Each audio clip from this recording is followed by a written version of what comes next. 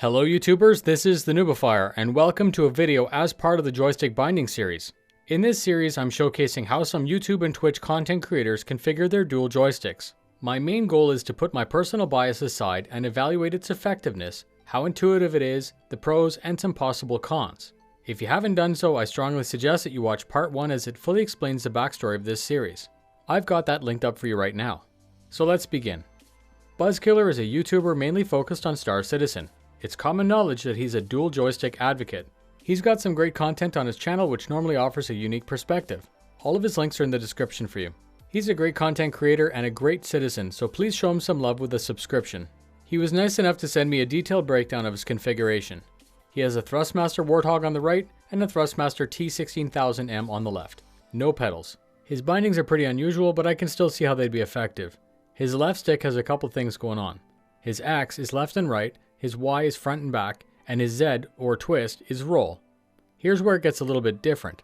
For combat maneuvering, he has strafe up and down on the left hat switch. And here's where it gets even more different. For landing, he uses right control as a modifier, which switches his Z to up and down. He's also bound the throttle on the T16000M as throttle, so he can use kind of a cruise control effect. Because his right stick is a Warthog, it's actually limited to 2 axes. X is yaw, and Y is pitch. As I said before, it's really quite unique the more you look at it, and I understand why he went this way. So let's break it down.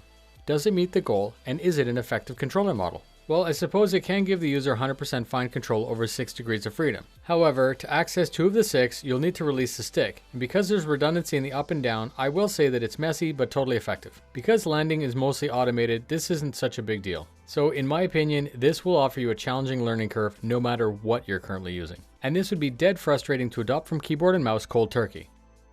The cost is really reasonable. The right stick is $300 and the left stick is $50. You could make this a bargain by changing out the Warthog for a second T16000M.